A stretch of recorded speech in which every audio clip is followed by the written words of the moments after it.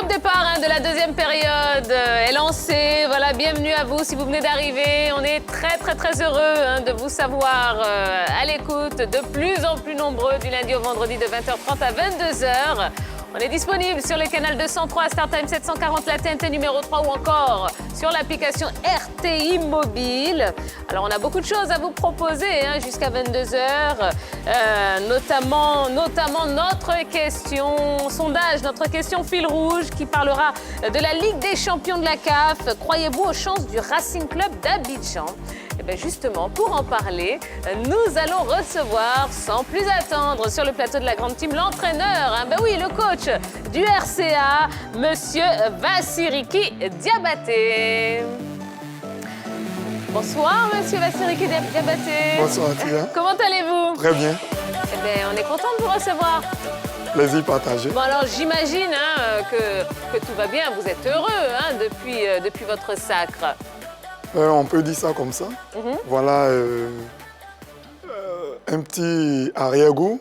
Voilà, les gamins avaient à cœur d'aller au terme de ce championnat. Oui. Voilà, la force de la nature a eu raison de leur patience. Oui. Finalement, l'objectif a atteint. Et c'était le plus important pour ces gamins-là qui voulaient vraiment réaliser un exploit. Alors, comment on se sent en tant qu'entraîneur du champion de Côte d'Ivoire juste avant la reprise comme ça? Sentiment assez partagé. D'abord, une fierté. Il n'est pas donné à tout entraîneur de réussir cet exploit. Oui. La Côte d'Ivoire est un grand pays de football. Se retrouver champion de Côte d'Ivoire en si peu de temps est d'abord un exploit. Et après, des inquiétudes. Les inquiétudes à quel niveau? C'est de savoir que nous sommes attendus et de pouvoir pérenniser cet exploit que nous avons fait. Alors, quelles ont été les clés de la réussite et du succès de l'équipe la saison dernière, selon vous? D'abord, la première clé que nous avons, c'est la qualité de notre formation.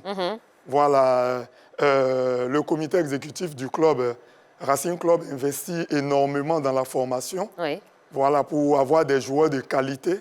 Et je pense que ces efforts ont payé.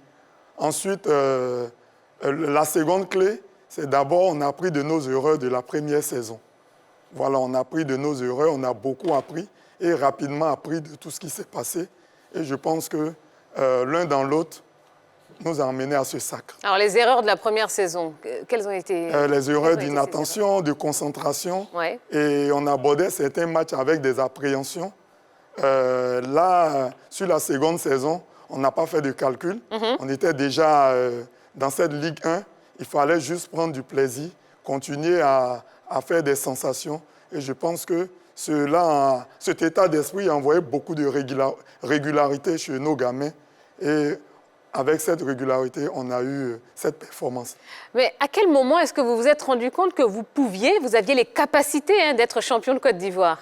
Ça s'est situé surtout après la 6e journée. Voilà, la 6e journée du championnat, quand nos gamins ont chuté après, face à l'Africa. Oui. Voilà, un match qui nous a beaucoup laissé des traces. Oui. Voilà, et tout de suite, les gamins ont réussi à enchaîner une bonne série de 4 victoires d'affilée. Et avec cette série-là, ils ont pris en confiance, ils ont grandi, et ils ont appris à absorber les moments de doute et ils ont su réagir. Et c'est à ce moment-là que nous avons compris, comme on le dit toujours, les grandes victoires se construisent sur des défaites. Alors, vous avez repris les entraînements il y a quelques jours. Vous avez retrouvé vos joueurs dans quelle forme? Il faut dire que ce n'est pas facile. Voilà, oui, on après, imagine bien. Pratiquement 5 mois d'arrêt.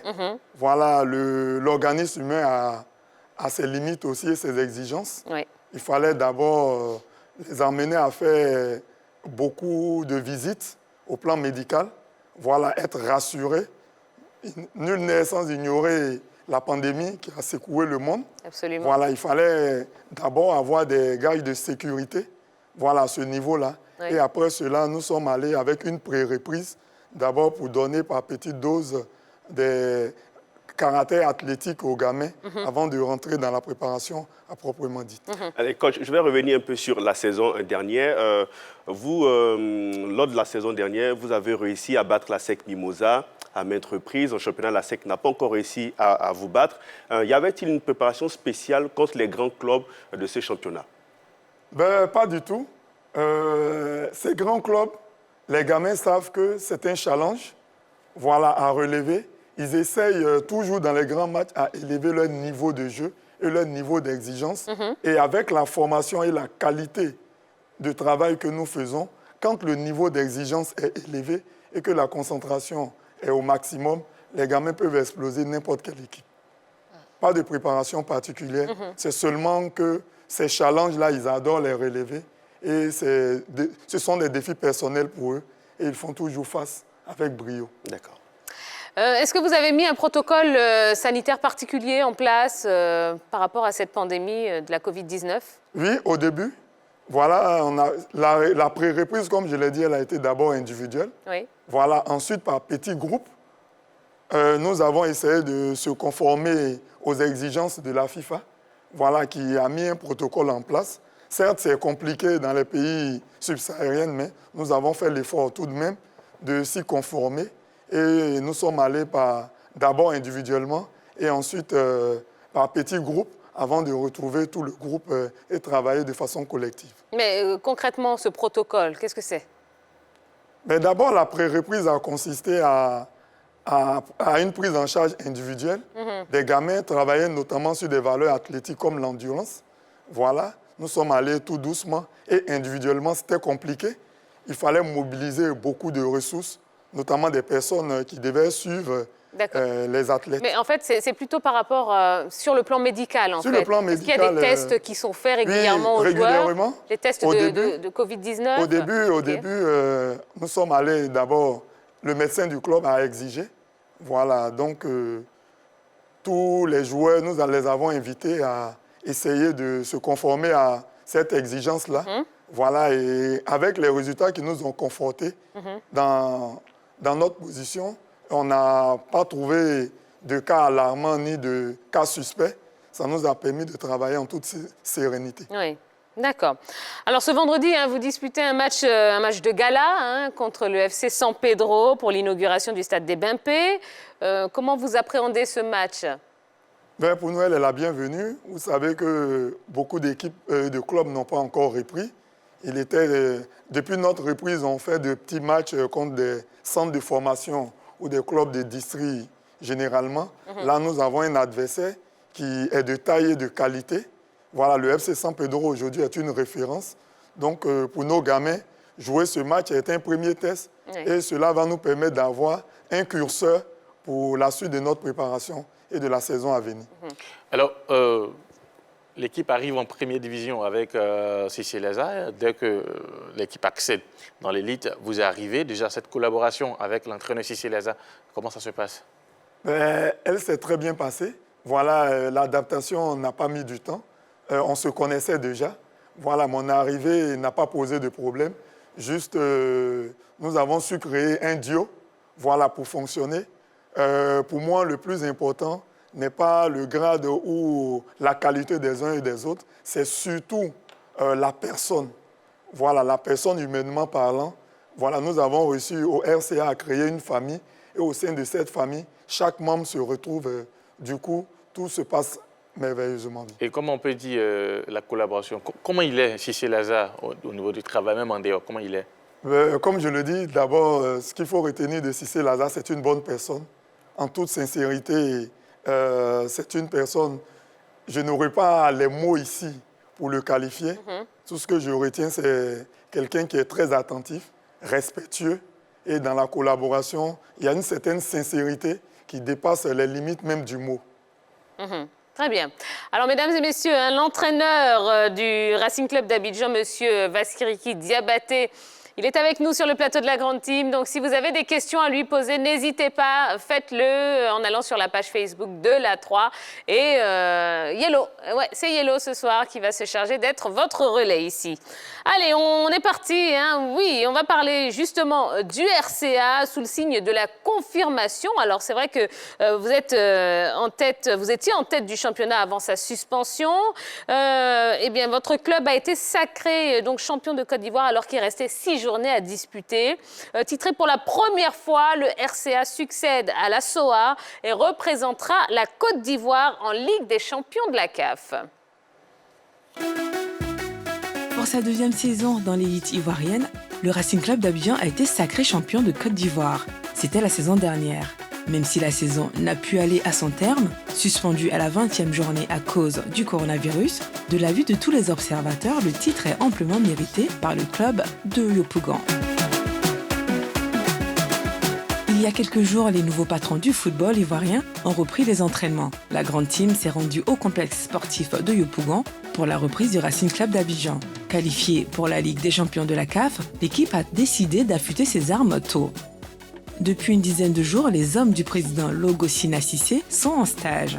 Il faut dire que déjà au plan national, comme on le fait déjà de coutume ici dans le club, la ligne directrice est donnée par les joueurs, comptez toujours.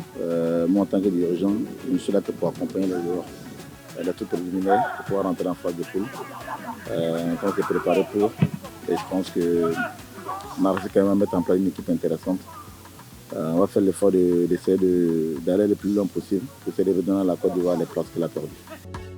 Une ambition légitime partagée par l'entraîneur Vassiriki Diabaté. Nous avons essayé de combler nos manques en termes de potentiel humain avec l'arrivée de certains gamins sur le plan local que nous observons depuis plusieurs années. On pense qu'avec ce que nous gagnons, ça sera plus en efficacité et, comme je le disais tantôt, remplir nos manques. On pense qu'en remplissant nos manques, on aura encore une équipe encore plus forte et encore plus bonifiée. Voilà, c'est ce qu'on peut dire à ce niveau-là. Au niveau de l'effectif, le Racing Club s'est séparé de plusieurs joueurs dont John Karambiri et Ngoran Joël, partis sous d'autres cieux. Cependant, aucun formé au club n'a eu de bonne sortie. Toutefois, un absent à la reprise. Il s'agit du défenseur Chamou Karabou qui se remet d'une opération touchée au ligament croisé. Les nouvelles recrues, au nombre de 3, ont pris leur marque au sein du groupe. Elles comptent franchir un cap avec leur nouvelle formation. Bon, j'étais bien acquis dans le club et c'est à peu près le même jeu que l'un CV Athletic Club. Je me suis vite intégré car j'aime quand ça joue au foot. Et moi, mon ambition, c'est de terminer le meilleur joueur de la saison et pourquoi pas terminer le buteur aussi du championnat. L'objectif, c'est d'abord, avant tout, d'être maintenu et après chercher la première place. Fidèle à sa tradition, le Racing Club d'Abidjan n'a pas manqué d'intégrer quelques joueurs de son académie à son groupe. Parmi eux, Bandaman Junior, qui est considéré comme une future star du football. En attendant de le voir à l'œuvre, le Racing bichonne sa pépite. Alors coach, dans quel état d'esprit vous vous préparez pour cette nouvelle saison? Que ce soit vous et évidemment les joueurs. Comme d'habitude, nous travaillons sur des valeurs athlétiques et on essaye toujours d'emmener les gamins à progresser. C'est la chose la plus importante pour nous. Leur progression, là, ils doivent franchir un palier. Champion de Côte d'Ivoire, oui. Mais là, conquérir l'Afrique demande encore plus d'exigences et plus de travail. Du coup, avec nos joueurs, nous sommes convenus de travailler 2 fois plus. Voilà, dans la préparation de beaucoup plus d'implication. Oui. Et on pense que dans cet état d'esprit-là, nous pourrons aller loin. À la suite, au club, toujours, ce sont les joueurs qui décident. Voilà, des objectifs. Je vous ai dit tantôt, c'est une famille. Voilà, c'est ensemble, au top départ du championnat. Oui. On essaye de voir avec eux jusqu'où ils veulent aller et on établit l'accompagnement nécessaire. Alors, quelles pourraient être les difficultés pour cette nouvelle saison? Au niveau local, je pense qu'on a quand même appris beaucoup de choses et l'effectif n'a pas tant que ça bougé. On a des certitudes, nous allons rester là-dessus. C'est maintenant, au plan africain, voilà que nous avons certaines appréhensions. Quelle sera la capacité de ces jeunes-là à absorber les environnements hostiles de l'Afrique que nous savons assez pénibles? Alors, justement, pour cette Coupe d'Afrique, voilà, au niveau de l'effectif, est-ce que vous avez pensé à faire venir des joueurs expérimentés qui connaissent mieux cette compétition? C'est vrai, Dagrou Didier Armand a été avec le Williamsville Athletic Club en Coupe d'Afrique, mais est-ce que d'autres joueurs de ce même calibre vont arriver du côté du Racing Club? Mais pas forcément. Nous tablons sur l'équilibre de notre équipe et surtout de ce que nous n'avons pas pour pouvoir franchir un palier. Quand on parle, pour nous, ce n'est pas les noms voilà, qui vont apporter quelque chose, c'est surtout trouver les qualités complémentaires qui vont nous amener à franchir le pas. Voilà, dans l'effectif, déjà, nous avons Sidibé Zoumana, qui a une expérience de la Ligue des Champions. Pour nous, on pense que associé à Dagrou Djedje, c'est déjà des acquis.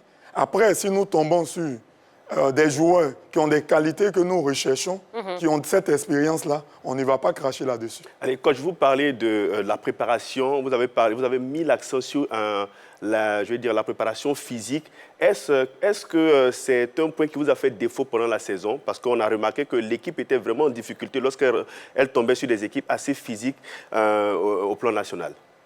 Pas forcément.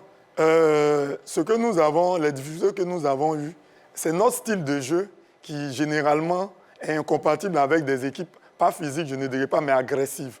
Quand nous sommes en face des équipes qui mettent la densité, l'agressivité, voilà, ce sont des jeunes gens qui ont moins de 20 ans pour la plupart et qui ont des ambitions assez louables d'ailleurs de faire carrière en Europe.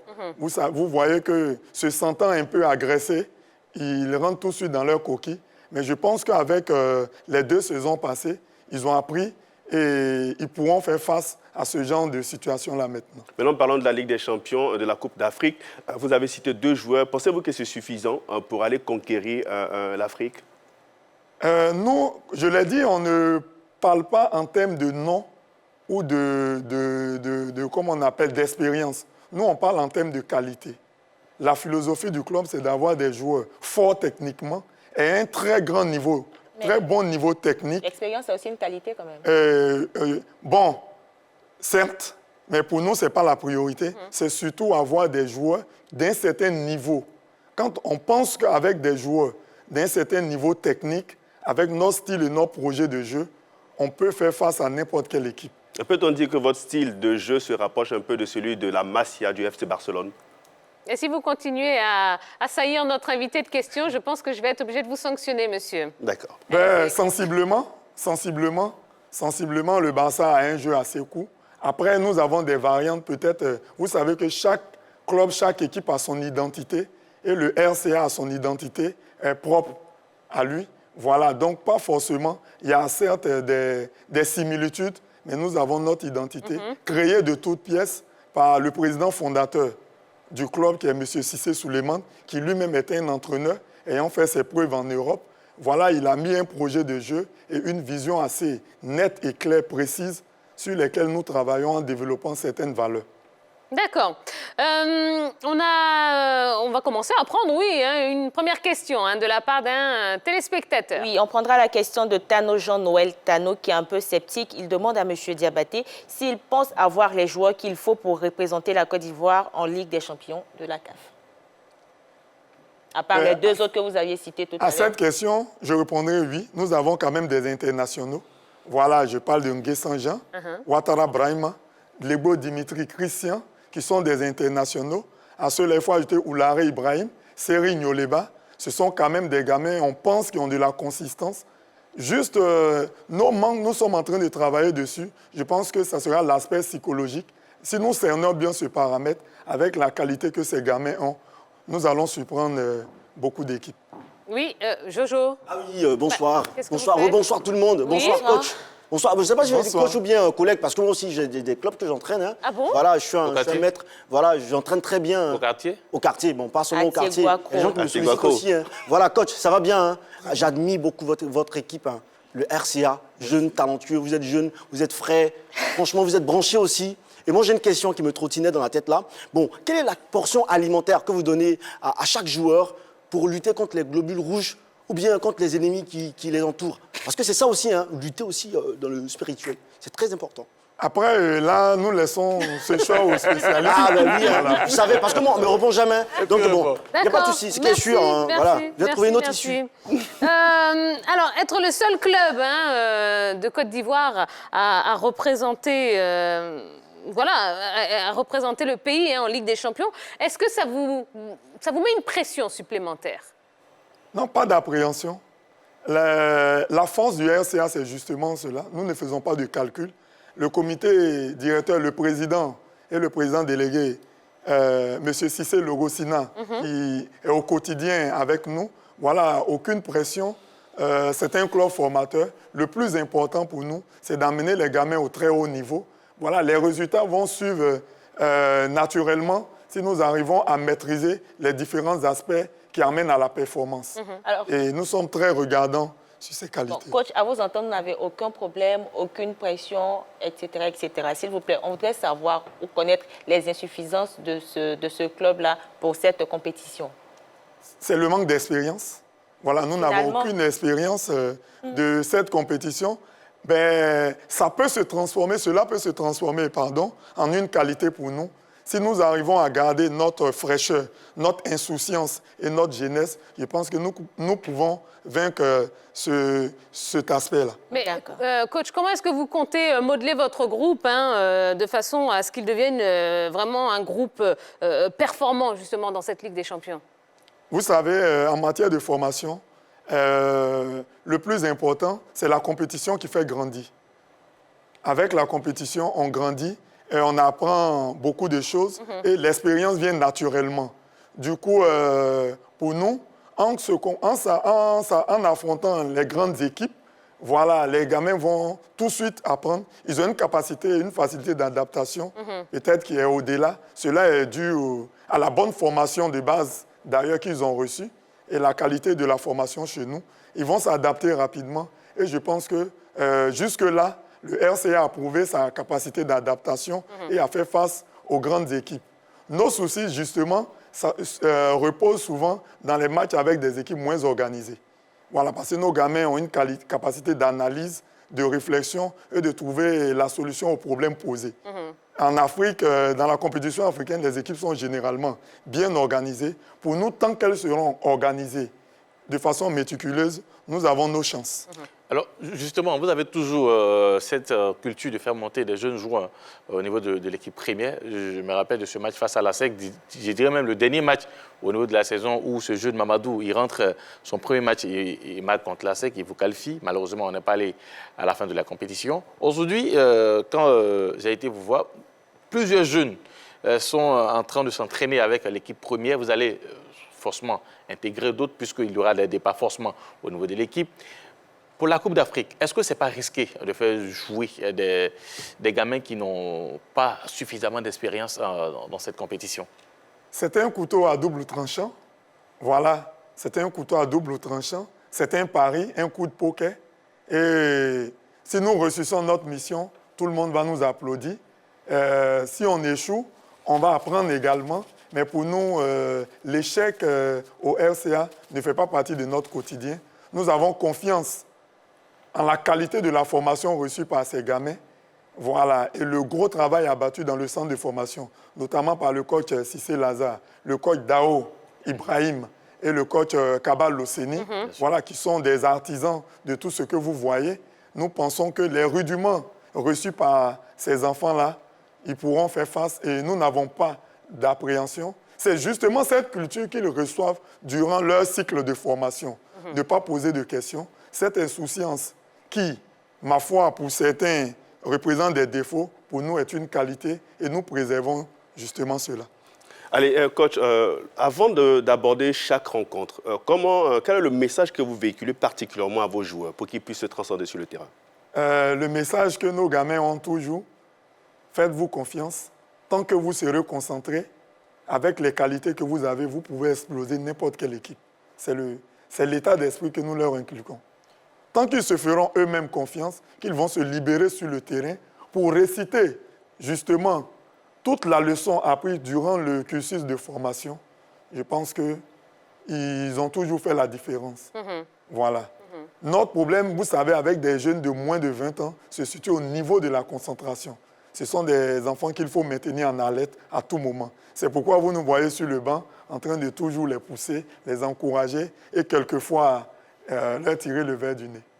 Très bien. Eh bien, merci beaucoup, hein, coach. On n'a pas fini de vous poser beaucoup de questions. On en garde un petit peu pour tout à l'heure. Allez, on va continuer. On vous le disait depuis le début de l'émission.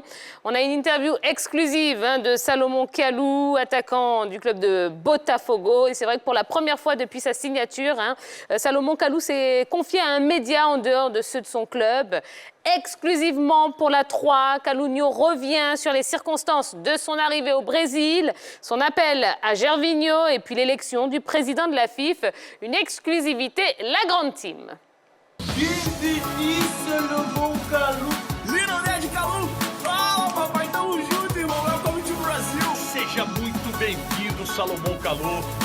Pourquoi avez-vous quitté l'Europe après le Hertha Berlin? Je pense qu'après avoir joué pendant plusieurs années en Europe, pour moi, c'était aussi une belle aventure d'étudier un autre championnat et un autre pays. Et pourquoi pas, j'ai déjà fait l'Afrique, j'ai déjà fait l'Europe. Donc l'Amérique du Sud, c'était pour moi une bonne destination. Pourquoi le choix de Botafogo? Dans ma logique de fonctionnement, c'est d'aller dans les clubs qui me veulent le plus. Donc Botafogo, depuis le début, j'étais en contact avec eux. Depuis fin avril-mai, j'étais en contact avec eux. Et ils n'ont pas lâché moi, venir jouer au Brésil, venir à Botafogo, c'était un choix plus facile à prendre parce que voilà, le club me voulait absolument. Comment le contact a été établi? Comme dans le milieu du foot, c'est par le biais d'un ex-coéquipier avec qui j'ai joué, qui est aujourd'hui un agent de joueur, Corey Gibbs. C'est celui-là même qui m'a approché parce qu'il avait ses contacts ici au Brésil. Donc lorsqu'il m'a approché, au départ, c'était est-ce que tu as envie d'aller, pour ta dernière aventure, tu as envie d'aller étudier le dossier brésilien. Au début, c'était un peu, voilà, je traînais un peu les pieds parce que je n'étais pas très enchanté par le projet. Mais après avoir parlé avec le coach, les dirigeants de Botafogo, je pense que le projet qu'ils m'ont rendu était un très bon projet. Je me suis dit pourquoi pas l'essayer pour une dernière fois pour clôturer ma carrière. Quels sont vos objectifs avec votre nouveau club?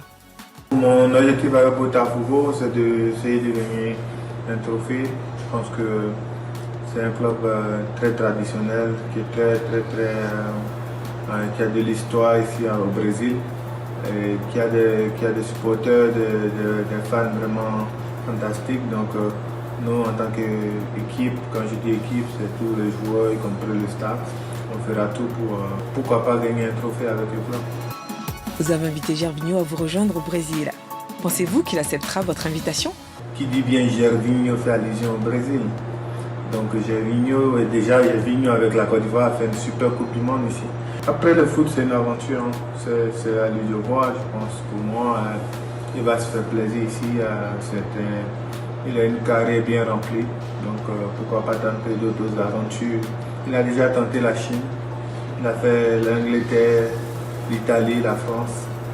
La prochaine destination, c'est à lui de voir, mais je pense qu'il va bien se plaire ici parce que c'est un football technique, un football beaucoup de avec beaucoup de gestes techniques, avec beaucoup de rapidité, des dribbles. Et bon, Gervinho, c'est sa qualité première, donc il va se faire plaisir ici. Vous ne vous êtes jamais prononcé sur le processus électoral à la FIF. Pourquoi? Parce que ça me concerne bien. Je pense que pour moi, qui suis en activité moi je suis dans l'esprit de me concentrer sur moi, sur ma carrière. Après, si je veux aider le football ivoirien, ma manière à moi de le faire, je n'ai pas besoin de me prononcer à chaque fois dessus. Donc, le football, déjà, c'est un jeu. Il ne faut pas l'oublier. Donc, tant qu'on en prend plus de plaisir sur le terrain et les supporters prennent du plaisir à nous regarder sur le terrain, c'est ça qui est là. Je pense que c'est ça qui est primordial.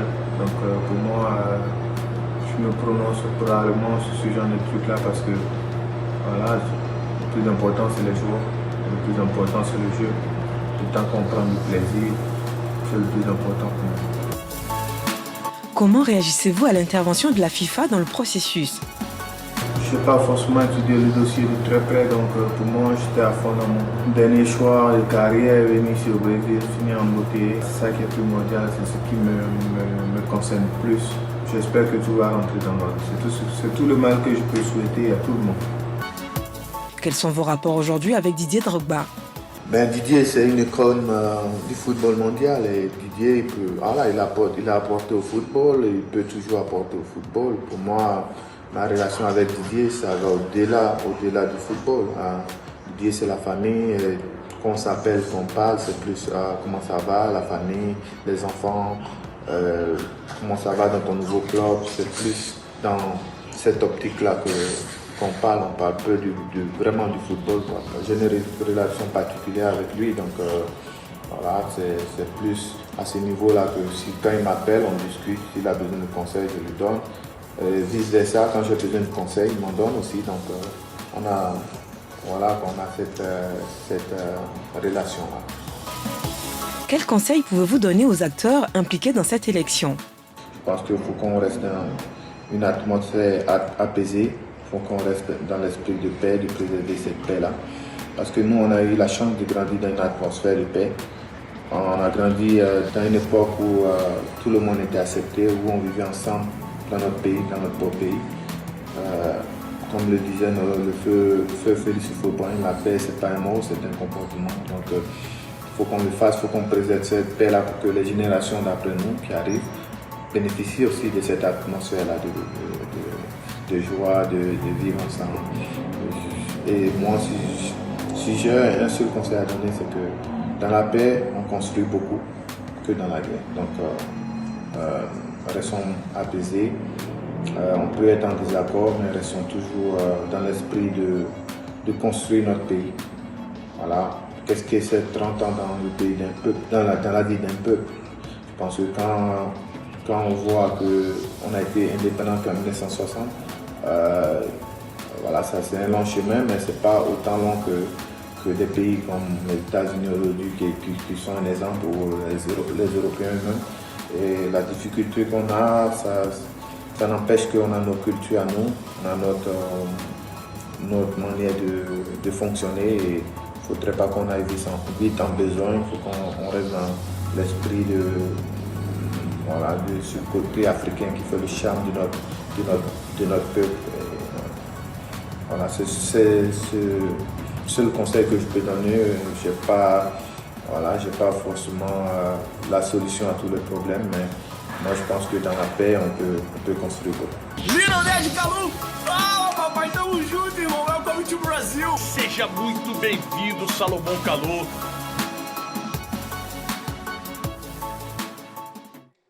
Et oui, c'était Salomon Kalou qui répondait à toutes nos questions depuis le Brésil. Voilà, une exclusivité, la grande team, et vraiment, on n'est pas peu fiers. Alors justement, coach, qu'est-ce que vous retenez de cette interview? Ce que je retiens, là, je constate le foisonnement entre l'envie de voir ailleurs de Salomon Kalou, qui a épousé le désir, la curiosité des dirigeants de Botafogo d'avoir un Africain dans leur écurie. Voilà, on sent que c'est quelqu'un qui se sent bien là où il est. Il a été accepté et le projet, il adhère à ce projet. Ce que je retiens, c'est une belle histoire. Pour vraiment une fin de carrière, il ne pouvait pas rêver mieux. Il se trouve là dans un paradis, dans un... Ah oui, je vous ai vu, Voilà. regarder la mer, regarder... Avec beaucoup de plaisir. Absolument, absolument. Non, je pense que c'est bien pour lui, après avoir travaillé durement en Europe, faire des performances. Il a connu, il faut dire que toute sa carrière n'a pas été aussi rose.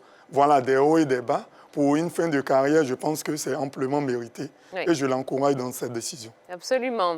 Même question pour vous, Yves Boris. Qu'est-ce que Oui, vous retenez? ce que je retiens, Tia, c'est que le garçon a faim. Il a toujours soif de trophées. Il a parlé d'objectifs que, je vais dire, les dirigeants du club ont assignés. Donc, gagner au moins un trophée avec cette équipe de Botafogo, c'est une bonne chose. Il est dans un club historique, un club qui compte du côté du Brésil. Donc, il a encore des choses à prouver. Et je pense que c'est un garçon sur qui on peut pouvoir encore compter pour quelques années en sélection. Il faut faire en sorte qu'il puisse pourquoi pas rejoindre l'équipe nationale de Côte d'Ivoire pour apporter cette grande expérience qu'il a pu acquérir. Oui, mais il a déjà pris sa retraite internationale. Oui, mais il peut revenir quand même sur sa décision. Hein. On peut forcer quand même à Kalunio, reviens sur ta décision, viens encadrer tes jeunes frères et puis tu vas partir avec les honneurs parce que le garçon le mérite, je pense. Bon, c'est son message adressé à Gervinho, hein, puisqu'il le disait dans l'élément. C'est un football qui sied aux qualités de Gervais, rapide, fait de petites passes. Et ben voilà, c'est vrai, il y a Benevento hein, qui tente de prendre Gervinho au niveau de son effectif. Mais bon, peut-être ça serait aussi une possibilité, pourquoi pas un autre championnat. Parce que le Brésil, c'est vrai, c'est un championnat au niveau de l'Amérique latine, mais ce n'est pas un championnat peut-être comme en Asie où en quelque sorte, en griffe, les joueurs partent pour se reposer un peu, pour avoir beaucoup d'argent. Au Brésil, ça joue au football. Et j'étais un peu sceptique quant à l'âge du joueur qui part là-bas et puis à ce qui se fait là-bas comme football. Mais bon, voilà, il a décidé d'embrasser, je dirais, de jouer dans ce championnat. Et pourquoi pas peut-être Gervais aussi avec un football un peu plus élevé que peut-être sous d'autres cieux en Amérique ou du côté des pays arabes. Donc voilà, ça sera peut-être une bonne opportunité aussi pour Gervais, pourquoi pas d'aller essayer, d'aller monnayer ses talents au niveau du Brésil. D'accord. On termine ce tour de table avec vous, Yellow. Oui, ce que j'ai retenu, j'ai senti un peu Salomon Kalou, un peu gêné, qui a même botté en touche les questions concernant cette élection à la FIF parce que peut-être il a pris entre le marteau et l'enclume parce qu'on le sait tous, son aîné est engagé avec un candidat, M. Idriss Diallo. Et lui, il a aussi sa relation amicale à préserver avec Didier Drogba et sa relation fraternelle à préserver avec son aîné. Donc, on le sent un peu embêté par rapport à cette élection-là. Mais j'ai bien aimé aussi son mot de fin qui appelle à l'apaisement concernant tous les candidats. Élection, ce n'est pas Palab, ce n'est pas Niaga. Donc, tous les candidats, on se retrouve sur les programmes et puis on laisse toutes les injures de côté. Voilà. Merci beaucoup. Alors, samedi, les coéquipiers de Salomon Kalou se sont inclinés à domicile face au club international. 2-0 lors de la 6e journée de championnat. Voyons les temps forts de cette rencontre et en version originale, messieurs, dames. C'est encore mieux. Olha o cruzamento de cabeça lá dentro! Gol!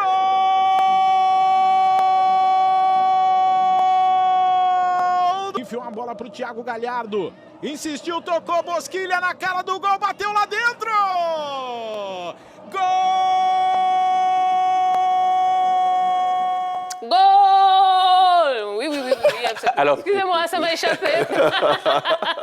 Alors, sur ce match, il faut rappeler que Kalou n'a pas joué. Kalou n'était même pas sur la feuille de match. Les buts ont été inscrits par Bosquilha, un ancien joueur de l'Est Monaco, brésilien, italo-brésilien, et puis par Thiago Gallardo, qui ont permis à cette équipe de l'International de pouvoir s'imposer face à l'équipe de Botafogo. Et comme le disait, voilà, l'Ivoirien était sur le banc, tout en revoyant ce but de Bosquilha du plat du pied et puis l'autre but de la tête, où la défense a été vraiment un peu absente sur ce coup de tête de l'attaquant brésilien.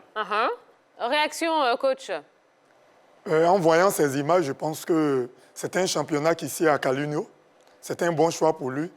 Si les défenses continuent de jouer tel que je vois là sur l'écran, voilà, et il pourra vraiment faire des sensations et être assez performant. Allez, Kalunio n'a pas joué ce match. Je pense que de là où il était sur le banc de touche, il a vraiment pu voir un peu, je vais dire, ce que c'est que le football, le championnat brésilien. Donc, je crois que le week-end prochain, sûrement, il va pouvoir être titulaire ou bien peut-être rentrer au cours du jeu pour faire apprécier ses belles qualités techniques. Parce que c'est un garçon qui est très bon dans le 1 contre 1. Il peut faire la différence à tout moment. Et le coach l'a si bien dit, les défenses quand même sont moins rigoureuses. Kalunio vraiment pourra marquer pas mal de buts dans ce championnat, j'en suis sûr. C'est tout ce qu'on lui souhaite à notre Kalunio. Voilà ce qu'on pouvait vous dire. On va revenir à vous, coach. On ne connaît toujours pas la date de reprise du championnat. Est-ce qu'aujourd'hui, ça vous inquiète un peu? Beaucoup. Voilà, nous naviguons dans un vide, je le dirais, pour paraphraser. Voilà, jusque-là, nous n'avons pas d'indication. On attend, nous sommes accrochés aux décisions de la FIF, notamment à la Ligue professionnelle, que nous appelons assez régulièrement pour avoir des nouvelles. Voilà, on n'a pas encore de nouvelles, on attend toujours. Le plus important pour nous, c'est de remettre rapidement notre équipe sur les selles, voilà, que l'équipe arrive à arriver au niveau où nous étions avant l'arrêt du championnat, ce serait déjà pas mal.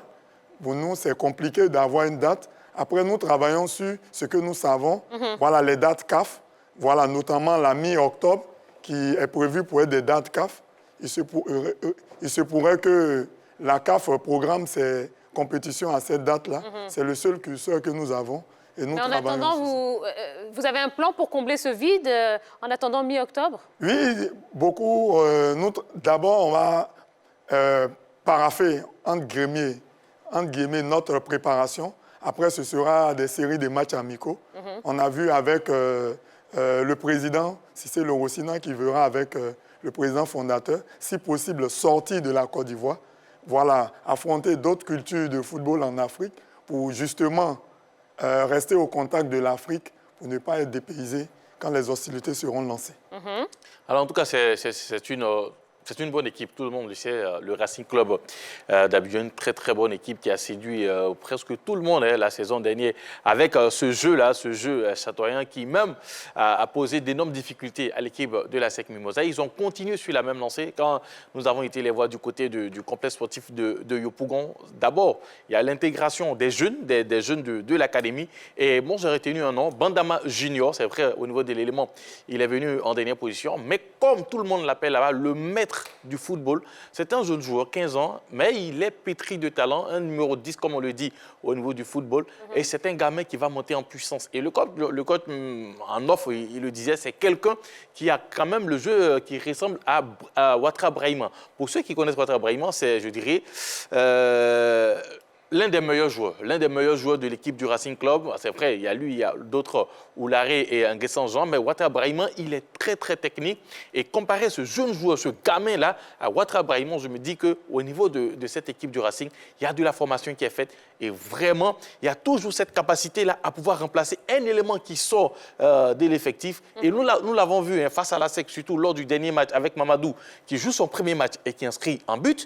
Mais nous le voyons aussi avec pas mal de joueurs, notamment Zohri Amel, qui est très bon, qui a été avec l'équipe des jeunes. Et dès sa montée au niveau de l'équipe professionnelle, a prouvé, il a dominé son côté droit. Et aujourd'hui, il fait partie, je dirais, à mon avis, des meilleurs latéraux.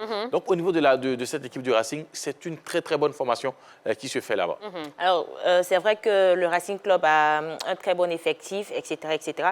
Mais on sait que tous que c'est lors de l'arrêt de la Ligue 1 de Côte d'Ivoire que le Racing a été déclaré champion. Il y avait le FC San Pedro qui titillait aussi ce club-là. Est-ce que cet arrêt-là ne va pas favoriser un regain de confiance du FC San Pedro pour pouvoir vous évincer? Ben, ça sera louable. Voilà tout ce que nous retenons. Le FC San Pedro est une grande équipe bâtie avec d'énormes moyens. Voilà, le RCA, aujourd'hui un petit club, voilà, qui est en train de faire son petit bonhomme de chemin. Toute modestie mise à part. Voilà, donc pour nous, pouvoir rivaliser et même dévancer des clubs structurés comme le FC San Pedro, ça veut dire que nous avons beaucoup travaillé également. Nous essayons de nous organiser et je pense que avec tout ce qui est en train d'être mis en place au niveau du RCA, notre objectif, c'est d'avoir un club avec des structures assez solides, avoir des, comment je pourrais dire ça, un camp d'entraînement pour nous. Voilà, chose qui est représentée seulement en Côte d'Ivoire par l'ASEC et le FC San Pedro, avoir nos propres bases, nos propres installations. Et Ivoire Académie aussi. Voilà, Ivoire Académie. Oui. Alors, puisque vous parlez d'objectifs, coach, et là, ce sera la dernière question, quels sont vos objectifs en Ligue des Champions? Nos objectifs en Ligue des Champions, je vous le dis, tout part chez nous d'abord des joueurs, mais ils ont à cœur déjà de sortir des phases de poule. Voilà, nous allons travailler pour cela. Et je pense que si nous sommes bien accompagnés, voilà, nous pouvons réussir cet exploit-là. Ce qui d'ailleurs va redonner une certaine notoriété à notre football. Et on pense pouvoir relever le ranking de la Côte d'Ivoire au niveau des classements. Merci beaucoup, hein, coach. Merci. Ça y est, hein, pour vous, en tout cas, c'est terminé.